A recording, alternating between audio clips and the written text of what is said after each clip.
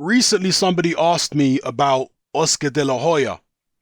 De La Hoya, particularly among relatively new boxing fans, is more known as a promoter and is more known for his questionable antics outside the ring than he is for his career inside the ring before he was a promoter.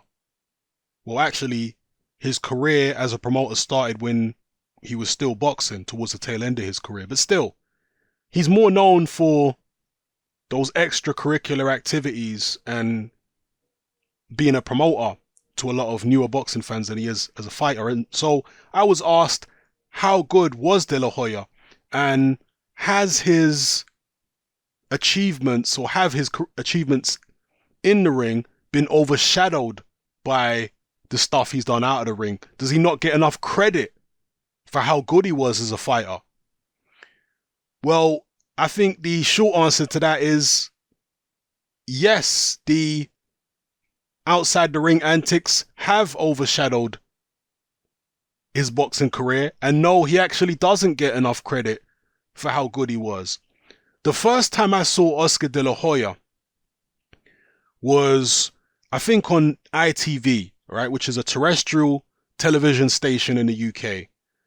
And this was during the 90s. Actually, no, tell a lie. The first time I saw De La Hoya was in the Olympics. That's the first time I saw him. I believe he was in the Barcelona Olympics. I remember watching the Barcelona Olympics.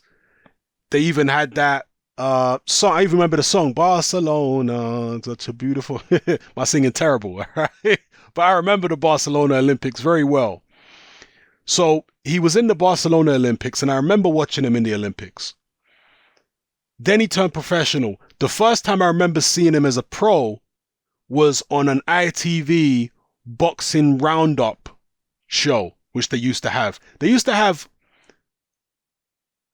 a television program on ITV, which I think was on Saturday afternoons, and it was similar to Grandstand on the BBC. Grandstand on the BBC was like a sports program which they showed, on which they showed a whole different, a whole heap of different sports during the day. It was like several hours long, Grandstand.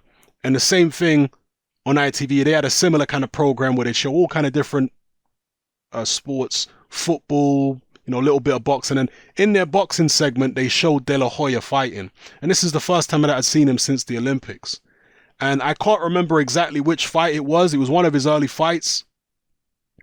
Looking on his box right here, probably one of these ones prior to him fighting Jimmy Brito. And he was at super featherweight. And I just remember thinking his speed was tremendous. His explosive power, combination punching ability, just in this little clip of seeing him knock some poor guy over, I was very, very impressed with what I saw from De La Hoya. Then he went on and won his first world title, the WBO super featherweight title against Jimmy Brito. Now, Jimmy Brito, I believe he's Danish. Jimmy Brito was around for a long time, during the 1990s.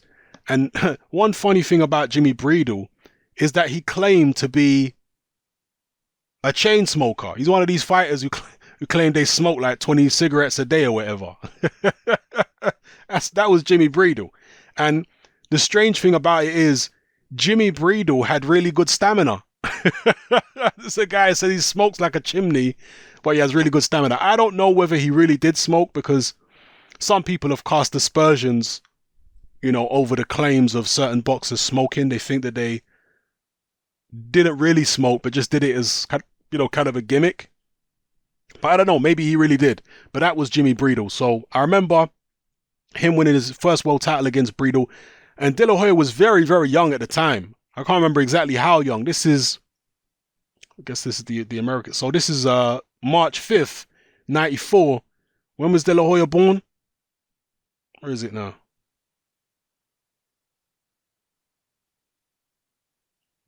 Debut born. Okay. So he was born in 73. And, all right, February 73.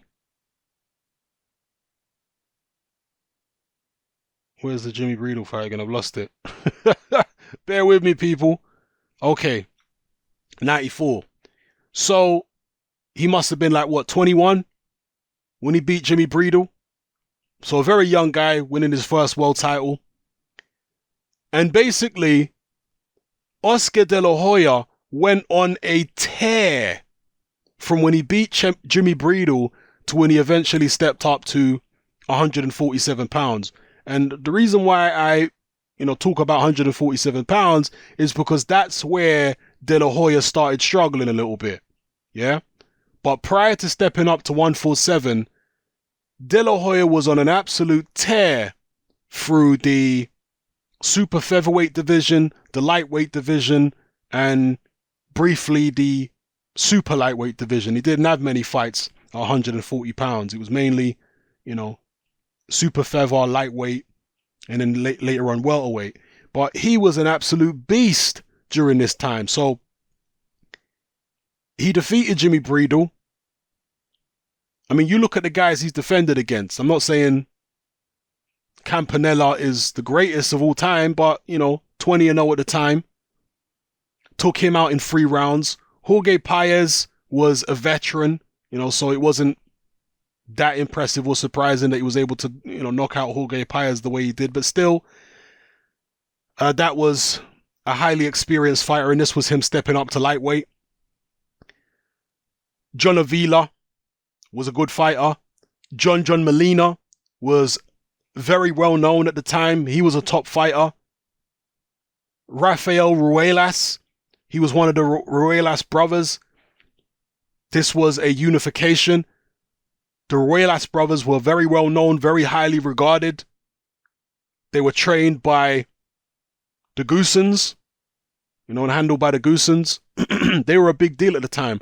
The Ruelas brothers were on many front covers of boxing publications during the 90s. Yeah? Defeated Rafael Ruelas, second round TKO. Gennaro Hernandez. I mean, these are good wins here, people. These are not just cream puffs, right? When he's taking on the likes of a John Molina, Ruelas, Hernandez, these are back-to-back fights against top fighters, and he's winning these fights decisively. Jesse James Leija as well. These are top guys. These are not donuts that he's fighting.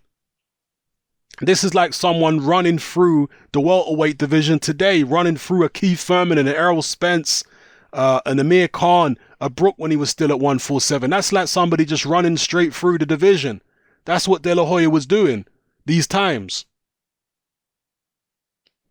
Then his real breakout moment, Oscar De La Hoya, because he was a star anyway, all right? He was an Olympic medalist and whatever. And they were building him. But his real breakout fight was when he fought Julio Cesar Chavez. Because Julio Cesar Chavez was a Mexican icon. And in order to become the king, De La Hoya had to defeat the king. And this, I remember at the time, according to the boxing publications, obviously in the UK there are very few Mexican people, but according to what I read in boxing publications and what I saw on television too, this fight really split the Mexican community, because on one hand you had Julio Cesar Chavez, who really was from the foothills of Mexico, and on the other hand you had Oscar De La Hoya, who was a Mexican American. And it was kind of split in terms of the support for the fighters among the Mexican Americans, the people who were actually born in America, particularly the younger people, and the people that were born and raised in Mexico and lived in Mexico, right? And they were riding with Chavez. So this was a seminal point in Oscar De La Hoya's career. I remember it very, very well. It ended in kind of disappointing fashion. After only 4 rounds. But that is when Oscar De La Hoya really took over as the number 1 Mexican fighter in the sport of professional boxing, was when he defeated Julio Cesar Chavez. And again, at the time, Chavez was past his best, don't get it twisted, even though he was 96-1. And he was still a very formidable world-class fighter, Chavez. But he'd already lost, right? He'd lost to Frankie Randall. He'd looked shaky in a couple of fights. But he was still world-class, and De La Hoya dealt with him very well, you know? So that was a good win, a seminal win for him against Chavez. Then he fought Miguel Angel Gonzalez, another top fighter, an undefeated fighter. I can't emphasize enough to you people how impressive these wins were. Again, De La Hoya was not fighting cream puffs. He's fighting guys who are, obviously this is not in the same division, but guys who are the Errol Spencers and the Kell Brooks and the Keith Thurmans of their time. And he was beating these guys. He was on an absolute tear. And here's something I'm going to tell you guys right now. There's a lot of people getting carried away with Vasyl Lomachenko at the moment. There's a lot of people talking about Lomachenko as the best. I've seen people saying Lomachenko is the best fighter of all time. Already. Lomachenko is undoubtedly fantastically talented. But until he's got the names on his resume that stack up with the greatest fighters of all time, then any talk of him being the greatest is premature. Vasyl Lomachenko and Terence Bud Crawford are seen as the two top pound-for-pound guys right now on most people's lists. Well, what if I was to tell you that during this period between when De La Hoya fought Jimmy Brito and up until the De La Hoya fight, De La Hoya amassed a resume which was stronger than either Vasyl Lomachenko or Terence Crawford right now. Yeah. De La Hoya's record was better than Lomachenko's or Terence Crawford's during this period.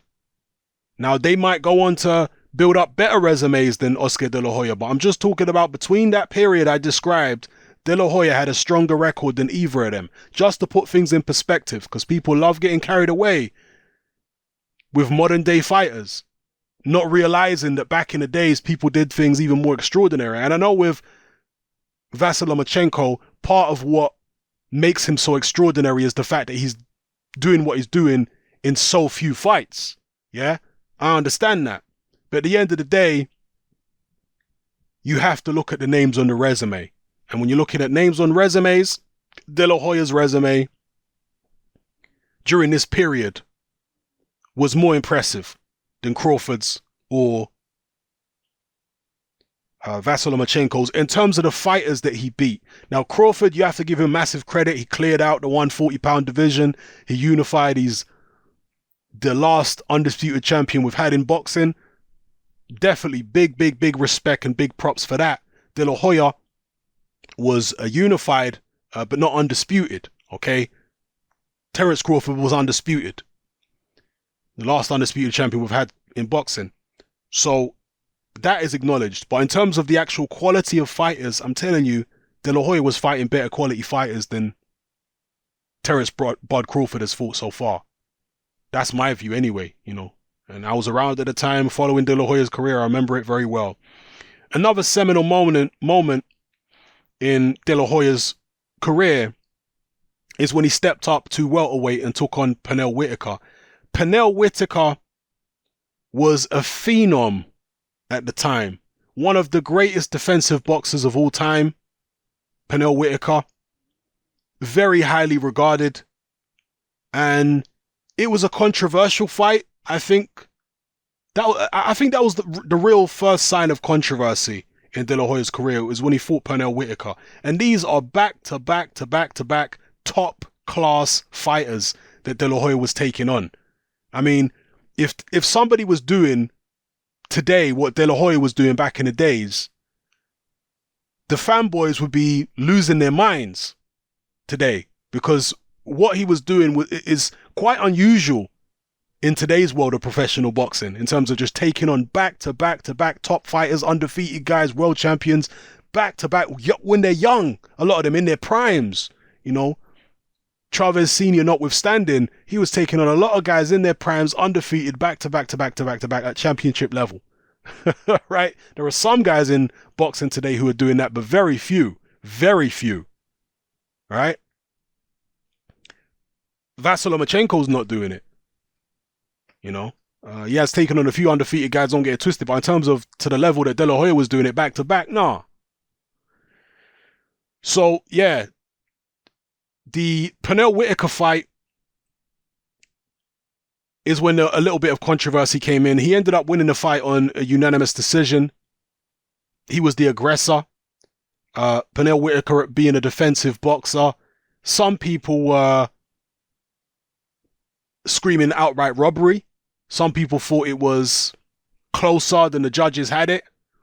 And they thought that because De La Hoya was the golden boy, because that's what he was dubbed as very early on in his career, the golden boy, that the boxing politics were on his side, and that's the reason that he was given this decision over De La Hoya, over Pernell Whitaker. So that has to be said. But nonetheless, it was a competitive fight. You know, anybody saying that De La Hoya wasn't competitive in the fight, and you know, there's no case for him winning, that's really a stretch as far as I'm concerned. You know, I know Whitaker was very, very popular among the boxing hardcore. I liked Pernell Whitaker back in the days, you know. But yeah, anyway, that was a contentious moment, but also another seminal moment in his career. Defeated David Camus, defeated Hector Camacho. Camacho was a veteran at the time, you know. Camacho had definitely seen better days, but he still was able to beat Camacho without too much fuss. He rematched, you know, a few fights later, he rematched Julio Cesar Chavez Sr. and, you know, defeated him again. Ike Quartey was another contentious. See, all the contentious incidents in De La Hoya's career started when he moved up to 147 and above. Because below that, nobody could really touch him. Below 147. But once he stepped up to 147, that's when he started having a few questionable results. The Ike Quartey fight was a close fight, split decision win for De La Hoya. A lot of people thought that he beat Quartey. Quartey was a Ghanaian, a very good puncher. And yeah, you know, that was a contentious incident. I think the knockdown might have helped De La Hoya in that fight. In fact, I got a funny story. There was a Ghanaian guy I used to work with who, you know, lived in Ghana at the time.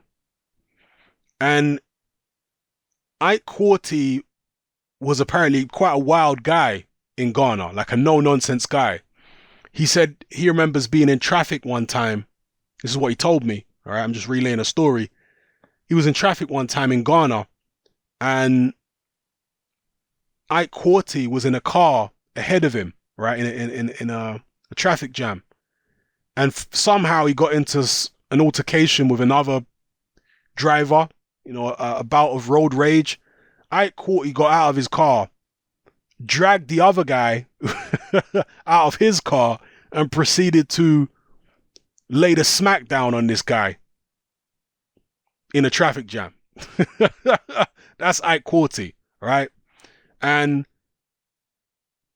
he also told me a story about how following the De La Hoya fight, Ike Quartey was with a friend of his in Ghana. And this is a friend who he'd bought many things for. Yeah, apparently he was generous with his friends. And this friend told him something like, you know, when De La Hoya dropped you, that left hook he dropped you with, that was a wicked blow. You know, words to that effect. And Ike Quartey flew into a rage, and he like took back all the things that he'd given his friend. I think he'd given him like a car and a bunch of other stuff. He took all the stuff back just because the guy had said that it was a good punch that De La Hoya hit him with. But anyway, enough of that little anecdote there. And the Ike Quartey fight was a little controversial. Defeated Obakar. And then this is a fight which was controversial in the opposite direction. Oscar De La Hoya versus Felix Trinidad. This was a huge, mega fight at the time at the Mandalay Bay.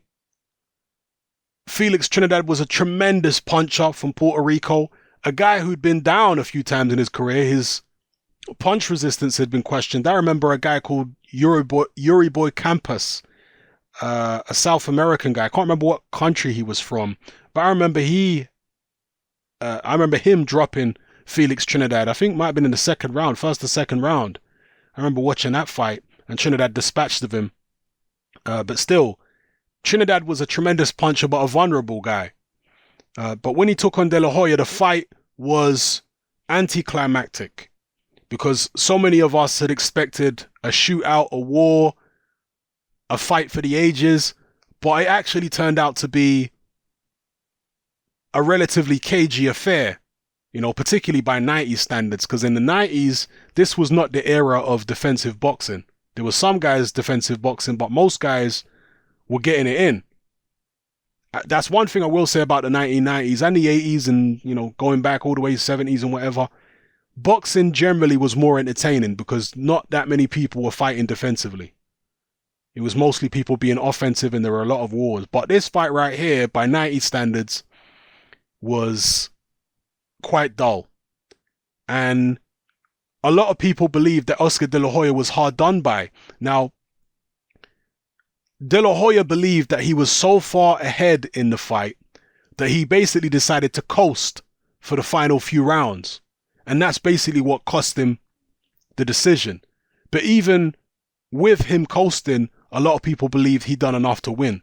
And De La Hoya was very aggrieved by the fact that he didn't get the decision here. He lost the majority decision to Felix Trinidad. Trinidad went on to do pretty impressive things, particularly up at middleweight in the middleweight tournament. So anyway, De La Hoya rebounded from that. Took on he had the famous fights with Shane Mosley. The first fight with Mosley, again, controversial, a close fight, but this was a tremendous fight. Both fights with Mosley were tremendous fights. So the Mosley fight was a very good fight. And it was really a breakout moment for Shane Mosley because Shane Mosley was an absolute beast, particularly at lightweight, and he was really building up his name in the game. But it's not until he fought De La Hoya that he took it to a next level in terms of his popularity. But this was a very, very good fight. If any of you haven't seen Shane Mosley versus Oscar De La Hoya, either of the fights, you need to definitely watch them. Tremendous fights between two tremendously talented guys. Hand speed, punching power, combinations, everything. So definitely go watch the Mosley fights. He took on Arturo Gatti after that. Dispatched of Gatti. Gatti was, he'd seen better days. Let's just say that. And one thing I have to say as well about Oscar De La Hoya is it kind of reminds me of Larry Holmes, with De La Hoya being Holmes and Mike Tyson being Floyd Mayweather. All right. And what do I mean by this? Basically,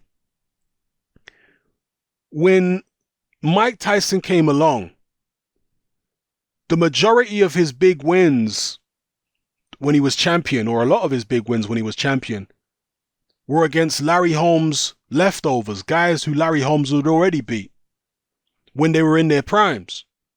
And Tyson fought these guys when, most of them were a little over the hill. Some of them had drug problems and all kinds of issues.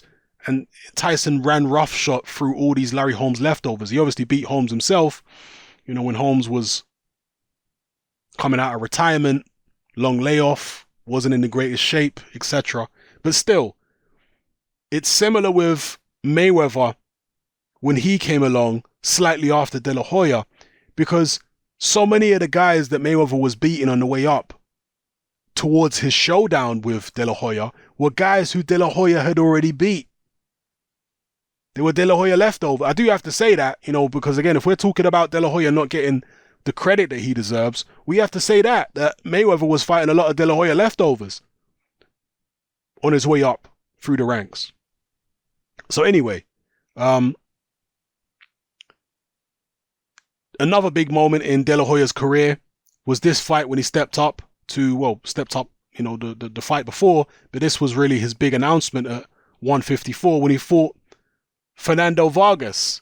Vargas was a big deal. Vargas was actually touted as being the new De La Hoya. Even though he's a naturally bigger guy than De La Hoya, he was being touted as kind of like a new De La Hoya. And people were doubting De La Hoya at this point in his career because he'd taken a couple of losses and they were wondering where he was going to go. He stepped up to 154, took on Vargas, ferocious Fernando Vargas, a guy who really maybe didn't fulfill his potential in the opinion of many. But he took on Fernando Vargas, who was a big grudge match. He managed to knock Fernando Vargas out in the 11th. It was a very good fight, by the way. If you haven't seen Fernando Vargas, De La Hoya, it's another good fight. De La Hoya, that's another thing De La Hoya don't get enough credit for, is how many great fights he was involved in. De La Hoya was involved in great fights. So, yeah, the Vargas fight was a good win. That kind of brought him back to the forefront in boxing. Took on Campos, Yuri Boy Campos, the guy who I was just talking about, who dropped Felix Trinidad. Yuri Boy Campos. Beat him. The Shane Mosley rematch, which he also lost. I know he was bitterly disappointed to lose that rematch too. Both of them were highly competitive fights. Controversy in at least one of those fights in terms of the scoring.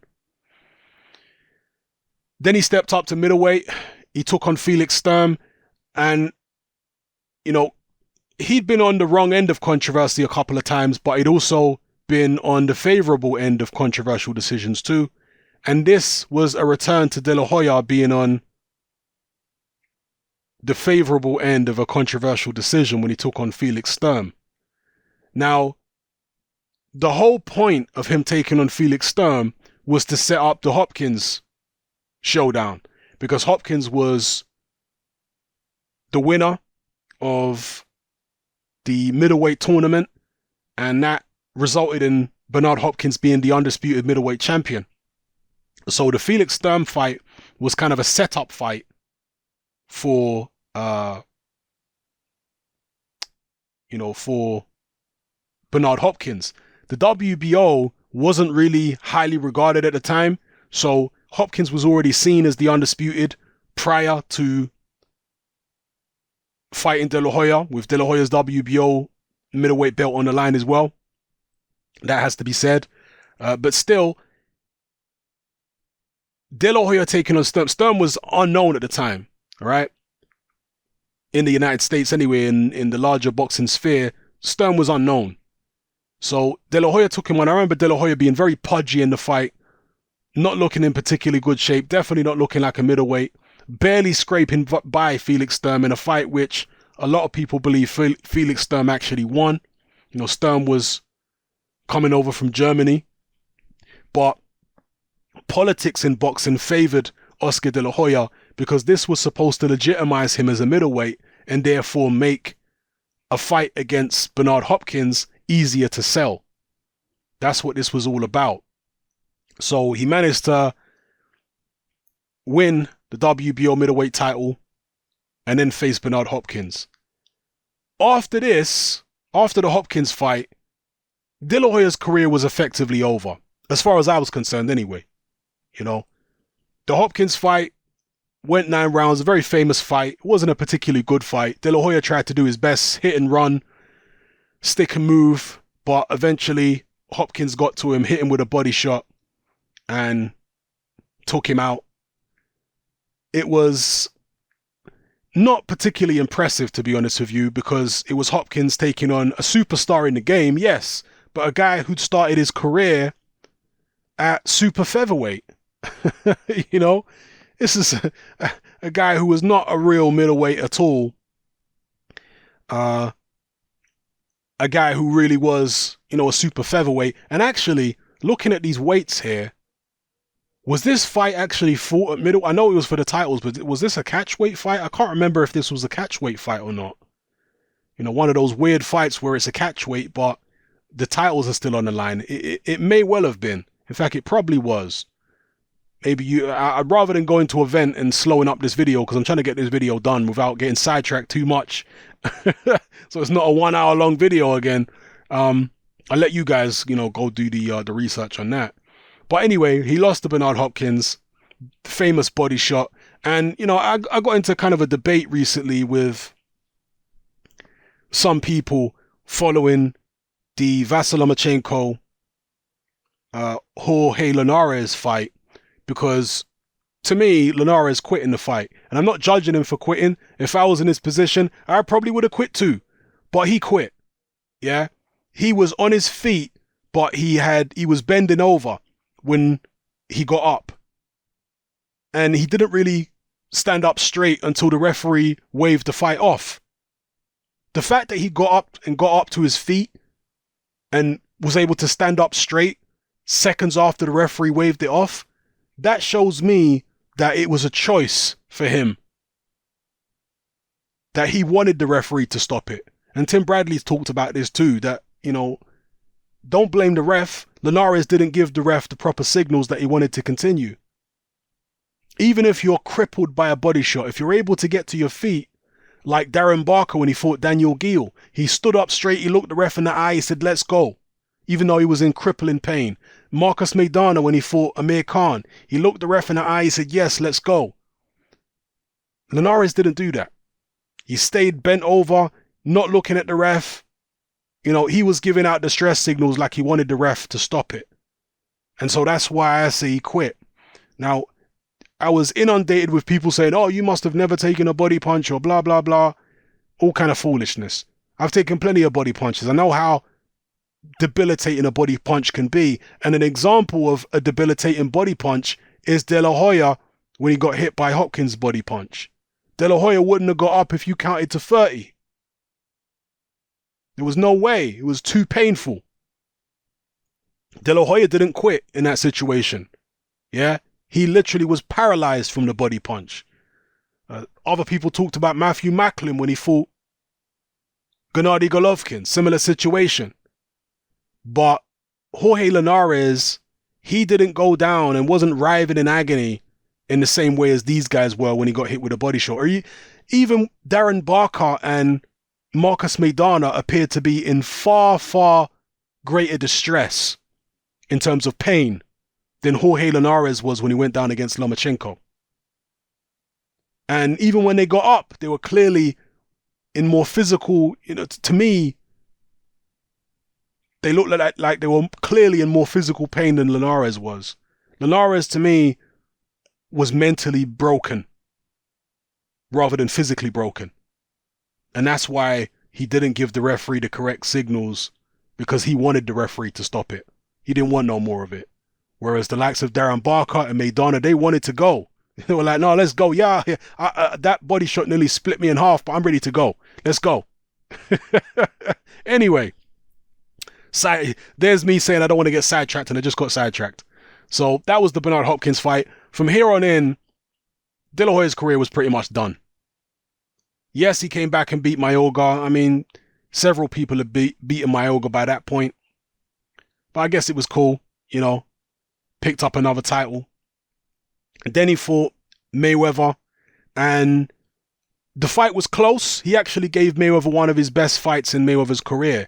The Mayweather fanboys who claimed that this fight wasn't close, I can't really take them seriously. It was a close fight.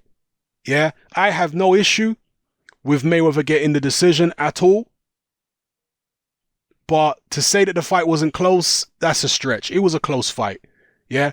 Typically, typical of many Mayweather fights, it was relatively low volume. And when you're fighting a low volume fight, that means it's only going to take, 3 or 4 punches around to swing the balance in terms of the judge's score. It's only going to take 3 or 4 punches either way to swing the balance of a round. In that kind of fight, you can't really say that it's not close when there's not much of a difference between the fighters in terms of punches thrown and landed, So, yeah, Mayweather won for me. I had Mayweather winning it, but it was a close fight. And you have to give credit to De La Hoya for making it so close when De La Hoya was really at the end of his career. Although at the same time, Mayweather stepping up to 154, you have to give credit for Mayweather to that too. For that too. Anyway, he fought Steve Forbes after that, veteran. That's a nothing fight. Then he took on Manny Pacquiao, and we all know about that. He was weight drained, and Manny Pacquiao just beat the crap out of him, retired him after 8 rounds. So yeah, that was the career of Oscar De La Hoya, and hopefully I've given you, those of you who are not around at the time to watch boxing, a decent overview of his career and how he was seen and how significant certain fights were. I could go into more detail, but it's going to make the video ridiculously long.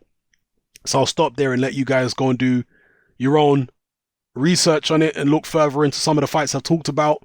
But bottom line is, yes, De La Hoya doesn't get enough credit, or no, he certainly doesn't get enough credit for his achievements in the ring. And the extracurricular activity outside the ring has overshadowed his boxing career. It has. And his career as a promoter and a frontman, really, for a cheerleader for Canelo Alvarez, that has overshadowed his boxing career. And he was a fantastic boxer. If De La Hoya was around today, particularly in the period I talked about earlier on in the video, between winning his first world title and finally stepping up to welterweight, if he was around today going on a streak like that, trust me, people will be screaming and hailing him as the best fighter of all time, like they're doing with Lomachenko and all that kind of stuff. That's what they'd be doing if he was around today, putting in that kind of work on that kind of form. So yeah, it's strange that a guy who is still a name in boxing through being a promoter and is still so well recognized, it's strange that somebody like him can be underrated as a boxer. It's strange, because it's not like people have forgotten about him. People still know about him, but I guess they've just forgotten about his career and now focusing in more on him as a promoter and his extracurricular activities outside, So anyway, hopefully you guys enjoyed this look into the career of Oscar De La Hoya. Those of you who are not too familiar with his career, I strongly urge you to go watch some of the fights I've mentioned, because he was involved in many, many great nights of boxing. So yeah, drop your comments in the comment section below. Let me know how you feel, people. It's Hatman, I'm out.